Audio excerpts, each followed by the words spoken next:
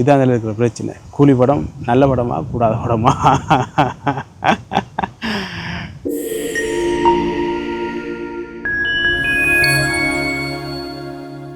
நான் ஆரம்பத்திலேயே சொல்லிடுறேன், இது கூலி படம் தொடர்பான ஒரு விமர்சன பதிவு கிடையாது. என்னுடைய அனுபவமும் என்னுடைய கருத்து மாத்திரம்தான். நான் இந்த படத்தை பார்க்குற நேரத்தில் எப்படி அதை நான் உணர்ந்து கொண்டேன் என்றதை நான் உங்களோட பகிர்ந்து கொள்கிறேன். ஆனால் இதுதான் எனக்கு இதில் ஒரு குழப்பமாகவே இருக்குது. நான் திரையரங்கில் படம் பார்க்குற நேரத்தில் எனக்கு அந்த படம் பிடிச்சிருந்துச்சு.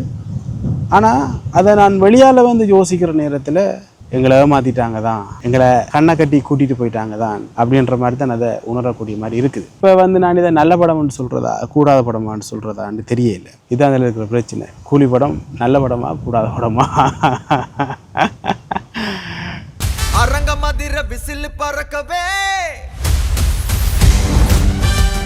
இந்த படம் 4 பேரை சுற்றி நகருது. இதுக்கு மேலதிகமாக கொண்ட நாகார்ஜுனா இருக்கட்டும், உபேந்திராவாக இருக்கட்டும், அதே போல் அமீர் கானாக இருக்கட்டும், இவங்களை எல்லாத்தையும் என்னத்துக்கு இந்த படத்துக்குள்ளே கொண்டாங்கன்னு சொல்லி எனக்கு விளங்கல. உண்மையில அது ஒரு தேவையில்லாத விஷயமா. அதுவும் குறிப்பாக அந்த அமீர் கானுடைய பகுதி சுத்தமாக நல்லா இல்லை, தேவையில்லாத ஆணி என்று தான் சொல்லணும். அது ஒரு பேன் இண்டியா படமாக இதை கொண்டு வரதுக்காக இவ்வளவு ஸ்டார் காஸ்ட்டையும் போட்டுட்டா படம் ஓடிடும் என்று இவங்க நம்புகிறாங்கன்னு நினைக்கிறேன். ஆனால் உண்மையிலேயே கதையும் சுவாரஸ்யமாக இருக்க வேணும் என்றதான் முக்கியம். இந்த படத்தினுடைய பிரதானமான வில்லன் யாருன்னு சொன்னால் சோபினை தான் சொல்லணும். சோபின் உண்மையில் அட்டகாசமாக நடிச்சிருந்தார். நான் அவர் தான் பிரதான வில்லனாக பார்க்குறேன். ஆனால் படத்தில் பிரதான வில்லனாக நாகார்ஜுனை காட்டியிருந்தாங்க. அவரை நான் ஒரு பிரதான வில்லனாக பார்க்கல. சோபினுடைய கதாபாத்திரம் அவர் அதை நல்லா செஞ்சிருந்தார். அதுக்குள்ளேயும் சில யதார்த்த முறைகள் இருக்குது. தமிழில் இதுவரைக்கும் ஒரு படமும் 1000 கோடியை தொடரலன்றதுக்காக கதாபாத்திரங்களை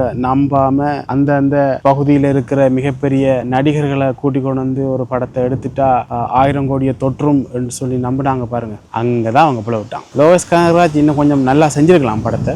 கதைக்களம் புதுசு இல்லை தான். கதைக்களம் புதுசு இல்லாதது பிரச்சனை இல்லை. அதை சுவாரஸ்யமா சொல்லி இருந்தா எங்களுக்கும் அது நல்லா இருந்திருக்கும். வரலாற்றில் பதியப்பட்டிருக்கு. உதாரணத்துக்கு எனக்கெல்லாம் படையப்பா படம் நல்லா பிடிக்கும். அந்த படத்தை பற்றி நாங்கள் இன்றைக்கும் சிலாகிச்சு காய்ச்சி கொண்டிருப்போம். அப்படியான ஒரு படமாக நிச்சயம் இந்த கூலி படம் இருக்காது. காலத்தில் அப்படியே கடந்து போகக்கூடிய ஒரு படமாக தான் இந்த கூலி படம் இருக்கும் என்று நம்புகிறேன். ஆனால் திருப்பியும் சொல்லிடுறேன், அந்த 2 மணித்தியாலும் 50 நிமிஷமும் நான் படத்தை ரசித்து பார்த்தேன். இதை எனக்கு ஒரு குழப்பம், இதை நல்ல படம் என்று சொல்கிறதா நல்ல படம் இல்லை என்று சொல்கிறதா என்றதில் எனக்கு ஒரு குழப்பம் ஒன்று இருக்குது. அதனால தான் இதை இப்படி சொல்கிறேன். அதாவது ஒரு கடந்து போகக்கூடிய ஒரு படம் தான் இது.